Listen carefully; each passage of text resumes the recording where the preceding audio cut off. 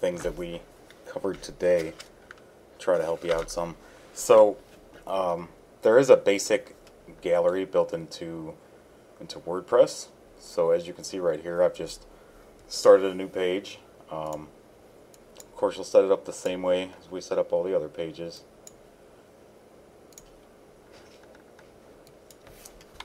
And once you're actually adding content in here, what you want to do is you'd want to click on Create Gallery up here in the top left. And then whenever you're clicking on stuff, if you hold down Control, you can select multiple things.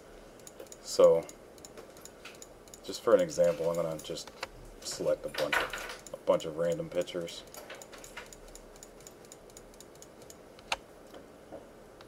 And then once you've selected all the pictures that you want, you just click on Create New Gallery down here. And you can have them linked to an attachment page, which is the page, like it would make the page specifically with like the website background. I normally just use media file, and then whenever they click on them, it will go to the full-size version with just a black background. You can adjust how many columns there are. So I'm going to use 5 because I already used 4 and it didn't look super good. There's a lot of space left in between them, and you can also select, you know, how large of a size that you want them to be.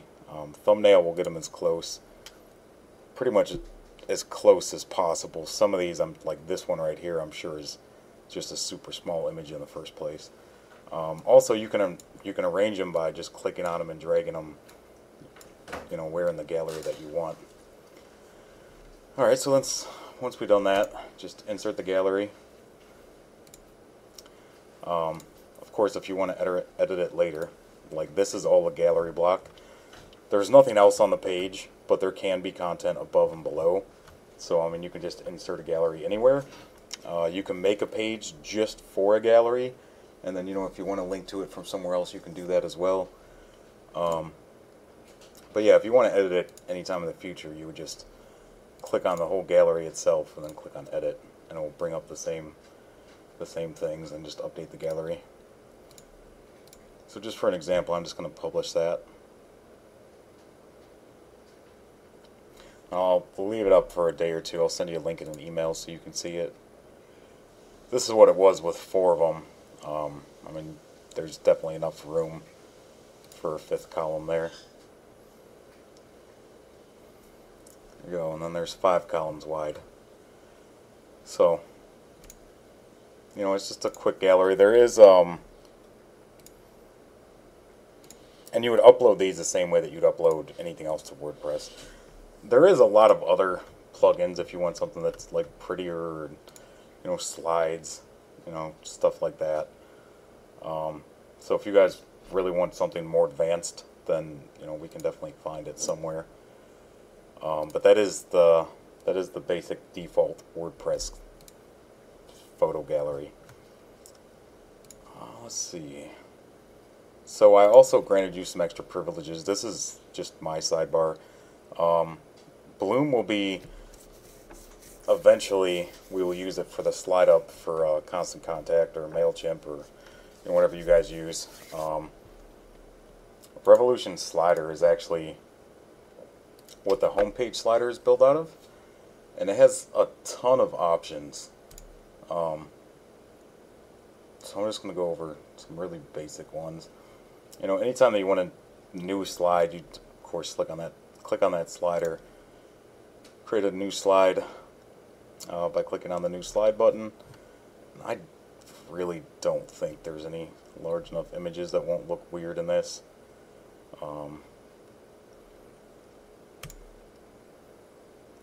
That's pretty small.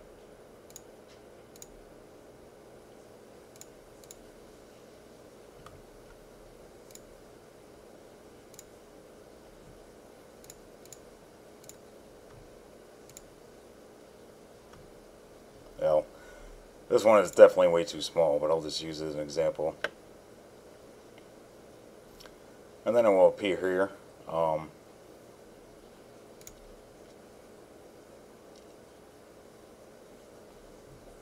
So you can edit the slide and see how it just covers the entire background. So once you're in here, I mean, obviously most of the things you can figure out by reading and then reading the description over here.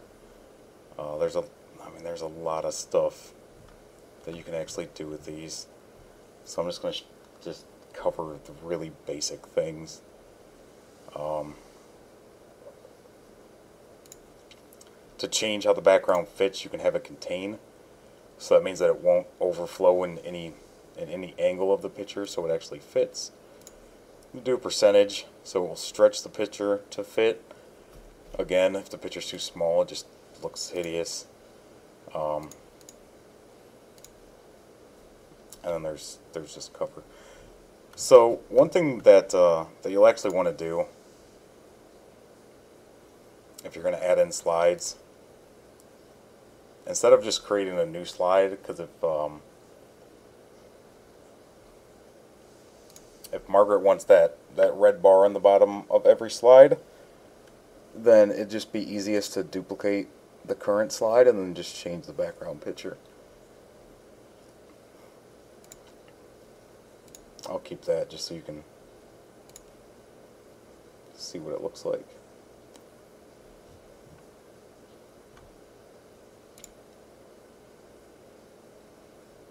So since this is a duplicate, I'm just going to change the background picture in it really quick.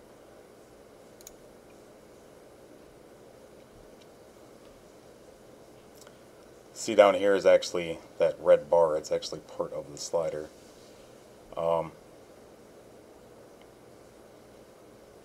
So if you want to add, a layer that's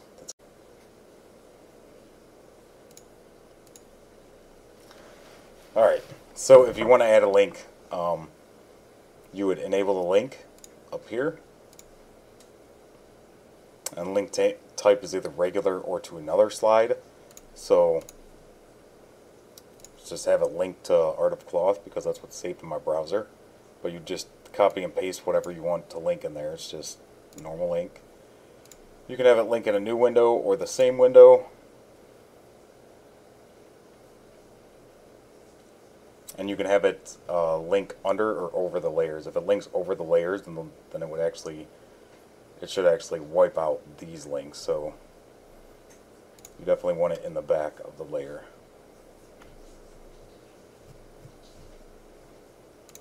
And just update the slide.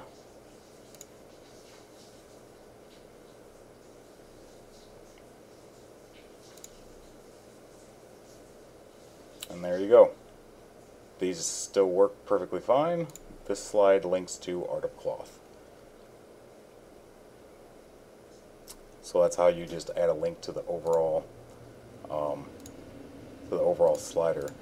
So say like how I created this is actually an image that I inserted, and then if you want to add a link to that is what's down here. So right here's an image link opens same window, so on and so forth. You just add what you want and update it.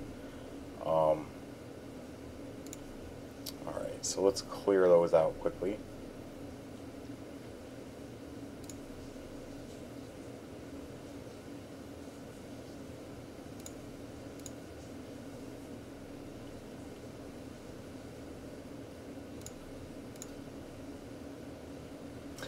Whenever you delete these, you really don't have to update anything. I mean, once they're deleted, they're deleted. Alright, and then let's see, what else do you have in here? That's new for you. So appearance, widgets is where you'd actually find the sidebar. They're called widgets. And menus. So I'll run through those as well quickly.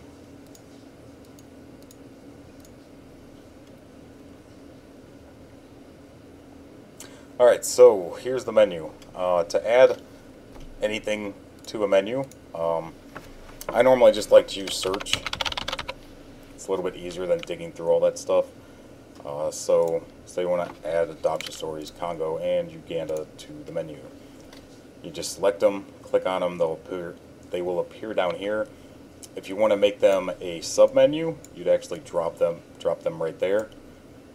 If you want to make them a double sub-menu, they would lay out like that, and a triple sub-menu they'd lay out like that. And of course you can bring them back. So you can lay them out, you know, really however you want. This is going to throw off the menu, but just to show you really quick. And then once you've made your changes, you just hit Save Menu, and it will save the menu up here. Like I said, it definitely throws everything off. It's too much. The footer menu is actually updated by just code, because the theme didn't come with an actual menu that's easily updated. So if you want to update that, just let me know. It's actually pretty simple though. And then of course, to remove them, you'd click on the little arrow to expand them. You can also, even though it will link to the same page, you can actually just change the name of it, of what, you know, everyone else will see. So let's remove that as well. Let's save menu.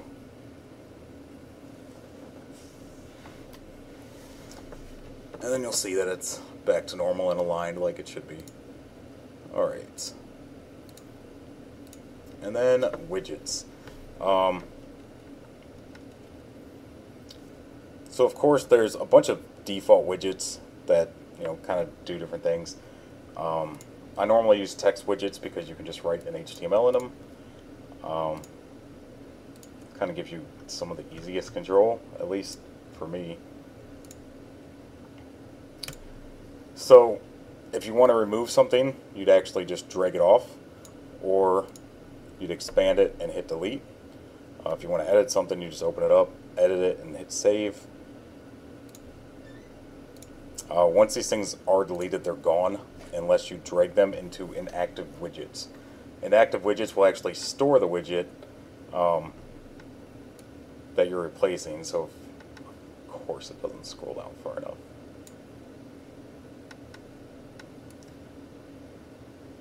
Come on. Well, my window was all the way up. Anyways, normally you can just grab them, drag them down to the bottom, and if you drop them inside of this area, they'll appear like a little box, and you can save them for later. Also, you can reorder them just the same way as the menu. Just drag them, drop them where you want, and every time that you change where they're laid out, it actually automatically saves the menu. So let me make sure this is back in the right order.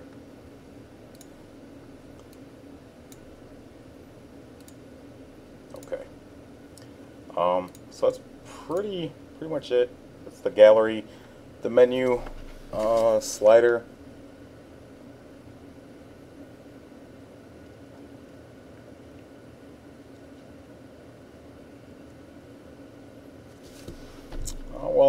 Well, I got you in here.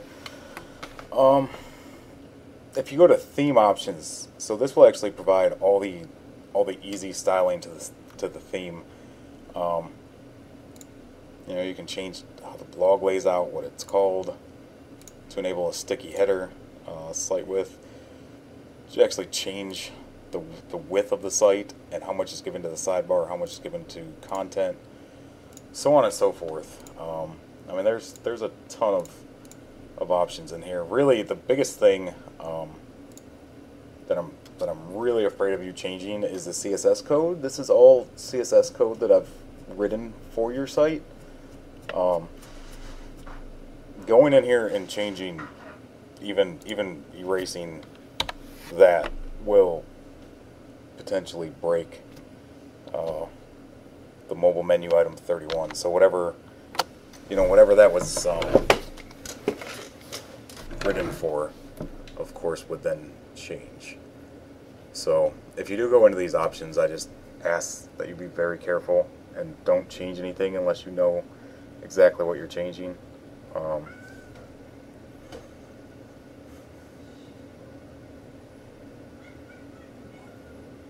I think that's pretty much all I need to cover. So I'm sure that you'll hear from me soon from